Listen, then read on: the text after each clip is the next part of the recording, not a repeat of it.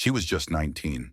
Surrounded by hikers, her father only steps away, and in the span of minutes, she was gone. No sound, no struggle, just a lens cap left behind. For 7 years, Yosemite kept it secret until a suitcase floated downstream with her camera inside, and the final photo should never have existed. It was the kind of morning that makes the wilderness feel like magic. Crisp air rolling over alpine ridges, golden sunbeams slipping through the trees like quiet blessings. In July 1981, 19-year-old Stacy Harris arrived at Yosemite's Sunrise High Sierra Camp, a secluded outpost perched high in the Sierra Nevada backcountry. It was a place where cell phones didn't exist, and time slowed to the rhythm of the wind and footfall. She wasn't a reckless adventurer. Stacy was thoughtful, vibrant, and eager to experience the raw beauty of the wilderness. She'd come with her father, Donald Harris, a man who adored the outdoors, and wanted to share that love with his daughter on horseback. Sunrise Camp wasn't a typical campsite. It was remote, only reachable by steep trails or horseback. Just 9 people made up the group staying there that day: campers, their guide, and the Harasses. Leading them was Gerald Fargasan, a seasoned tour guide who'd led dozens of groups through the Yosemite Highlands. He was respected, trusted, and familiar with every slope and stream in the area. The group settled in after a long ride, unpacking gear and feeding their horses. The camp sat on a ridge with a breathtaking view: a crystal lake shimmering nearby, granite cliffs rising in the distance. For a teenage girl from a fast-paced world, it was the perfect pause. Stacy was described by others in the group as friendly, bright-eyed, and curious. That afternoon, she felt energized by the landscape. She asked if she could take a short walk to photograph the lake just beyond the camp. It wasn't unusual. The walk was short. She was wearing proper boots. She grabbed her camera, her new pride and joy, and asked if anyone wanted to join her. An older man from the group, one of the more reserved campers, agreed to come along. He didn't want to go far, but he thought it would be nice to stretch his legs. The two of them walked off together, visible for a time along the tree line before disappearing from view. The others in camp didn't think much of it. Hikers were always exploring, but it was what happened next, what didn't happen, that would haunt everyone who stayed behind. Roughly 15 to 20 minutes passed. Then the older man returned, alone. He seemed calm, a little tired, but not alarmed. He told the others that Stacy had stopped along the trail near the bluff to snap one last photo. She told him she'd catch up soon. He didn't see any reason to wait. After all, the lake wasn't far. But as more time ticked by, concerns started to creep in like a shadow stretching over the valley. Donald Harris grew uneasy. His daughter wasn't careless. She wouldn't just vanish behind a tree for this long without calling out. He and Gerald Fargason exchanged looks, then quickly organized a search. They retraced her path toward the bluff, calling her name, scanning the hillsides. There was no answer, no movement, no sounds except for the breeze and the occasional bird call. What was supposed to be a relaxing evening in Yosemite had turned into something darker. The bluff wasn't high, but the terrain was uneven. Rocks, hidden crevices, steep drops masked by foliage. Gerald, with his years of experience, started to worry. It didn't feel like a simple delay. The first real clue came just before nightfall, a lens cap lying in the grass. It was Stacy's, but there was no camera, no backpack, no sign of her. As the sun dropped behind the peaks, an uneasy silence fell over Sunrise Camp. What had started as a peaceful walk had ended in nothing. No footsteps leading off the trail, no broken branches, no signs of distress, just absence. That night, the air turned colder. Donald didn't sleep. He stayed by the fire, eyes on the tree line, listening for anything, hoping to hear her voice, a crack of twigs, a signal in the darkness. But the forest gave him nothing. By morning, a full-scale search had begun. By sunrise the next morning, the quiet peace of Sunrise High Sierra Camp had transformed into a hive of urgency. Word had traveled fast, too fast for Donald Harris to even catch his breath. Stacy, his only daughter, had now been missing for nearly 16 hours. The night before had yielded nothing. No shouts returned, no footprints, no movement, just that chilling silence that every hiker dreads. Donald sat on a rock near her last known location, staring at the trail she walked off on, lips moving in whispered prayers. But hope was already thinning, like the mist rising off the lake. Gerald Farguson, the guide who had been leading groups into Yosemite for more than a decade, was the first to officially alert rangers. He knew this wasn't a simple case of someone getting lost. The terrain around Sunrise wasn't endless. In good daylight, a search party should have spotted movement or clothing within hours. Gerald had once joked that even a squirrel couldn't disappear for long in Yosemite's upper country. Now he wished he'd never said it. By mid-morning, the search effort was in full motion. Helicopters circled overhead, blades cutting through the cold air like sirens of urgency. Rangers fanned out in all directions.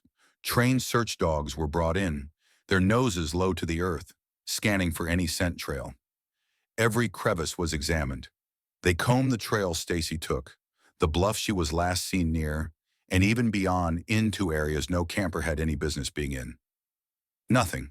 The only physical clue remained the lens cap from her camera, found where she was supposedly standing before she told the older man she'd follow him back to camp. That single item became the cruel centerpiece of the mystery. It was as if the moment she clicked her final picture, she simply ceased to exist. The older man who had accompanied her was questioned again and again. What exactly had he seen? Did she seem nervous? Did she say anything strange? But his story never changed. Stacy had wanted to linger just a few moments longer near the bluff. She wanted one more photo of the lake. She told him she'd follow shortly. He walked ahead, not thinking much of it. 15 minutes. That's how long she was unaccounted for. But what could happen to a strong, healthy teenage girl in 15 minutes? The terrain was uneven, yes, but this wasn't uncharted jungle. Visibility was decent. She hadn't gone off trail. Rangers double-checked for mountain lion activity in the area. None. There were no signs of a fall, no drag marks, no blood, no torn fabric caught in the brush. Even if she had gotten injured, twisted an ankle, lost balance, she would have cried out. Someone would have heard her. Sunrise Camp wasn't far. Sound carried. But there was only silence. The dogs couldn't catch a scent trail beyond the bluff. It was as though her footsteps just stopped. Theories started to swirl, whispered quietly so Donald wouldn't hear. Some thought maybe she wandered too far, became disoriented, and collapsed somewhere hidden. Others wondered if she had fallen into a crevice or hidden crack in the granite, swallowed by the terrain itself. But these weren't satisfying answers. Not for a trained search team. Not when the area had been swept again and again by dozens of people. Helicopters hovering, voices calling her name day and night. More disturbing whispers began behind closed doors. Could someone in the group have been involved? Had something happened between Stacy and the man who last saw her? Was someone lying? Investigators quietly explored these angles, questioning every camper, including Donald himself. But no one had a motive, and no evidence pointed to foul play. It was all speculation, and in the absence of facts, speculation spreads like wildfire. By day 3, over 100 people were involved in the search. Rangers, volunteers, K-9 teams, even people from nearby towns who'd heard the news and felt compelled to help. They created grids, mapped her last known movements, and searched the same paths again and again. Some rangers refused to go home. They were seasoned enough to know that sometimes people reappear. A missed clue. A lucky break. That's all it takes. But no break ever came. The sun rose and set again. And again. By the 7th day, the search had begun to shrink. By day 9, it was scaled down to minimal personnel. Every ranger hated that moment, the decision to stop looking. But the truth was cruel. No footprints, no scent, no body, no backpack, no camera. Only that lens cap, staring up from the dirt like a grim placeholder for everything they couldn't find. Donald Harris refused to leave. He stayed behind after the official search had been suspended, hiking alone from morning till night, shouting her name into the wilderness until his voice gave out. He camped on the bluff, the last place she had stood. At one point, a ranger found him curled under a tree, exhausted and shivering from the cold night air. But he wouldn't go. They didn't find her, he told the ranger flatly. So I will. He stayed 3 more days. Then finally he left, walking down the trail without his daughter. What remained was a hole in the timeline of Yosemite's history, a ghost in broad daylight, a vanishing with no sound, no struggle, no explanation. Rangers would sometimes look up toward Sunrise Camp and pause. 1 minute, a girl was there, and the next, nothing.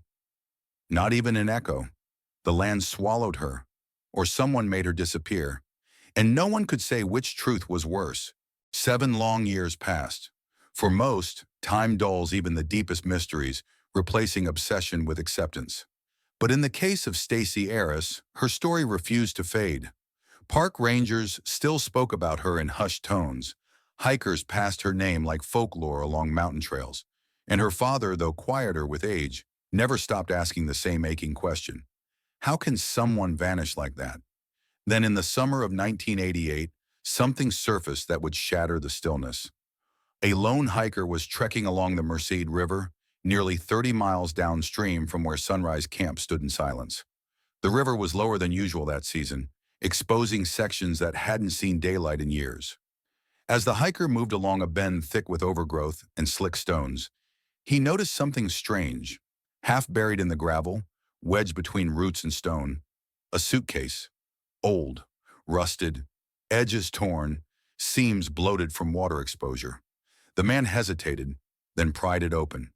What spilled out sent a jolt up his spine. A molded camera, 2 warped film canisters, a cracked mirror. And among the debris, a faded photograph of a girl with long hair, wearing a horseback riding helmet, laughing beside a white mare. The man turned the photo over. It was damp but still intact. In smeared ink, 2 words were scrawled in the corner. Stacey, 1981. He brought the suitcase to park officials. They examined the contents carefully. The brush, the personal items, even the camera model, all matched the description of what Stacey Harris had carried when she vanished. But it was the film, especially one particular image recovered from the corroded roll, that chilled investigators to the bone. It was blurry, likely from water damage. But what it showed was unmistakable. Stacey, standing on the bluff. The same bluff where she was last seen. She wasn't taking the picture. She was in it. Her body turned halfway, eyes glancing back, her expression unreadable. Behind her, a faint silhouette, partially obscured, too distant to identify, stood among the trees. But here's the twist that rippled through every corner of the case. She had gone to the bluff alone, or so everyone believed. Investigators stared at the photo for days. Who took it? Why had no one in the original group claimed to have seen her in that moment? And why was the image never discovered during the initial search? The idea that her camera had been carried, whether by water, wildlife, or human hands, miles downstream for 7 years and then conveniently surfaced, felt too strange, too perfect. Rangers checked the river's flow records and determined that natural drift could carry objects over time. But the suitcase had been wedged deep, as if placed intentionally. And even if the river had carried it, that didn't explain the final photo. That didn't explain the silhouette. That didn't explain who was behind the camera. Authorities revisited the remaining members of the 1981 group, including the older man who had walked with her. He had long since moved out of state and remained consistent in his story. He never mentioned taking a photo, never mentioned seeing anyone else. And yet, there it was, proof that she wasn't alone in that final moment. Theories began swirling again. Some believed Stacey had encountered someone else in the woods, someone who was never part of the official narrative, a loner, a wanderer, someone who knew how to vanish and stay vanished. Others whispered about something darker, an act committed in those brief 15 minutes she was left unwatched. And then there were those who feared something far more chilling, that someone in the group had lied all along. The suitcase became evidence, but not a key. It opened new doors, yes, but revealed no exit. The case remained cold, warmed briefly by a spark of possibility, only to drift again into shadow. But the discovery proved one thing. The wilderness remembers. It buries what it must. It waits when it has to. And sometimes, it gives something back, not to explain, but to remind that what was lost still lingers. The years that followed the suitcase discovery only deepened the mystery. Stacy Harris never returned, and her body was never found. The final photo, blurred, haunting, remained locked away in an evidence folder inside Yosemite's cold case archive. Park officials never released it publicly. Some claimed it was too degraded to reveal much. Others said it showed too much. Whichever was true, the impact lingered. Hikers still pass through Sunrise High Sierra Camp.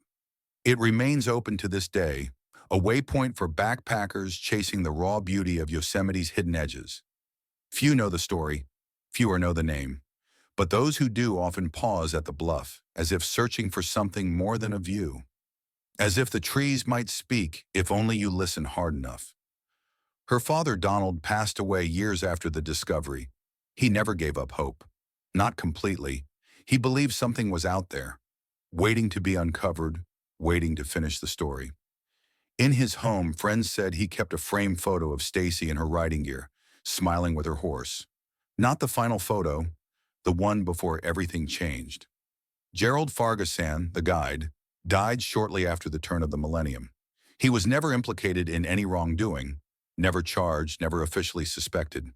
But in one rare conversation with a reporter in the 90s, he said something strange, something no one forgot. There was a moment just before she left, he said, that the wind shifted. It felt different, like the mountain didn't want her to go. He never explained what he meant, and no one ever made sense of it. Theories still swirl online. Some think she fell into an uncharted crevice, her remains hidden by snowmelt and time. Others believe someone in the group lied, and that the camera was planted years later to rewrite the story. There are even those who speak of the wilderness as something sentient, something that chooses what to keep. But for all the theories, there are no answers, just silence, and a camera, and a photo that shouldn't exist. To this day, Stacy Harris is still officially listed as missing, not dead, not presumed anything, just missing. It's as if the trail she walked simply fractured beneath her feet, like a film reel that skips, cutting out the last frames and leaving only static. Some visitors claim they've heard odd things in that area, a camera shutter clicking in the wind, footsteps with no source, even the faint laugh of a young woman echoing through the trees before fading into the silence. Maybe it's imagination, or maybe it's the mountain remembering what the rest of the world is trying to forget. One thing's certain, the story of Stacy Harris isn't over. It's still unfolding in whispers, still alive in the questions no one can answer. Because sometimes the scariest mystery is the one that never ends. There are some mysteries the world quietly forgets. Faded newsprint, archived memories, sealed case files. But then there are the stories that cling, that pull at you years later, as if the land itself refuses to let go. The case of Stacy Harris belongs to the second kind. After the shocking discovery of her camera in 1988, 7 years after her disappearance, the investigation once again sparked to life. But what it ignited wasn't clarity, it was confusion. New theories, uncomfortable questions, silent accusations. That final photograph, blurry, degraded, and full of unsettling suggestion, was scrutinized under every light, through every lens. Some claimed the silhouette behind her was merely a tree or a shadow. Others insisted there was a human shape, partially turned, head angled low, as if trying not to be seen. One former ranger who reviewed the photo privately later said in an anonymous interview, "It's not just that she was in the frame, it's the way she's looking, like she saw something, or someone, and wasn't sure what to do about it." But here's the most disturbing part. Based on the angle, Stacy could not have taken the photo herself. Someone else had been holding the camera. Someone who never came forward. Someone who never told the group. Someone who, perhaps, never intended to. If this was true, then everything that had been believed for 7 years unraveled. She wasn't alone in those final moments, and whoever was with her either witnessed what happened or caused it. Investigators re-interviewed every camper from the 1981 trip. Some were now older, distant from that painful summer, reluctant to revisit it. Others were harder to find, but none admitted to taking the picture. None admitted seeing her again after she separated from the older man. Gerald Farguson was called in once more. He stood by his account but appeared shaken. He offered a strange comment when shown the recovered photo. "She's looking past the camera. That's the part that keeps me up." What did he mean? Had Stacy seen something behind the photographer? Something unexpected, threatening, or confusing? Something that made her hesitate before vanishing into silence?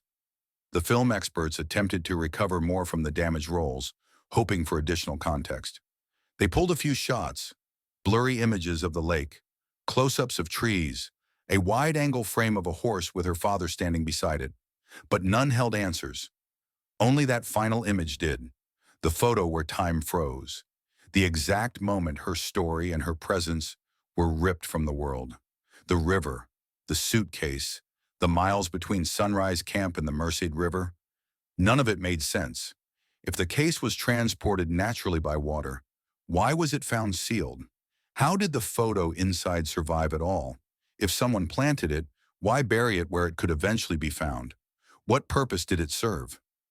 One unofficial theory floated by retired rangers was unsettling in its simplicity. The suitcase was a message, not to solve the mystery, but to keep it alive, to remind everyone watching that the truth wasn't gone, just buried. Over the years, several curious details began to surface, ones not widely known. A local couple hiking through the area in 1983 claimed they spotted a faded scarf caught in the trees near Cathedral Lake, just 2 miles from where Stacy vanished. The wife swore it looked like the one Stacy had worn in a photo shared in local papers. They didn't report it then, not thinking much of it. By the time authorities returned to investigate years later, the scarf was gone. Another hiker, in 1991, said he came across an old compact mirror near an animal trail above the bluff. Cracked, weather-worn, he picked it up, carried it for a few miles before discarding it. When he later saw a news article about the case, including mention of Stacy's personal effects, he realized what he might have held. He returned to the spot, but the mirror had vanished. All of these incidents, scattered, fleeting, created a portrait of something unfinished, something restless. Some believe Stacy never made it past that bluff, that whatever happened was sudden, quiet, and carefully hidden. Others believe she was taken by a stranger, a passerby, or even someone from her own group. Theories range from tragic accident to staged cover-up, but none can answer the question that matters most. Who took the photo? And why didn't they come forward? It's possible the photographer never intended for the image to be found, that it was a personal keepsake, hidden until nature decided it had waited long enough, or maybe it was planted, deliberately, carefully, by someone who needed the world to almost know the truth, but never fully. In the decades since, technology has evolved. Facial recognition, satellite tracking, forensic image reconstruction.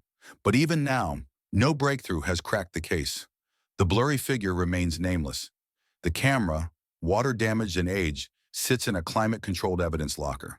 Its contents examined again and again, as if staring long enough will make the shadows confess. Some say the case will never be solved, that it's one of those rare enigmas where every answer just breeds a deeper question. Others believe the truth is still out there, buried in an old journal, in a long-forgotten conversation, or maybe in the guilty conscience of someone who knows exactly what happened that day. But one thing is certain: cameras don't lie. They capture what's real, whether we're ready to see it or not. And somewhere, in a single frame of frozen time, a girl stood at the edge of a bluff in Yosemite, looked straight into a lens, and then vanished from history. And somewhere, in a single frame of frozen time, a girl stood at the edge of a bluff in Yosemite, looked straight into a lens, and then vanished from history.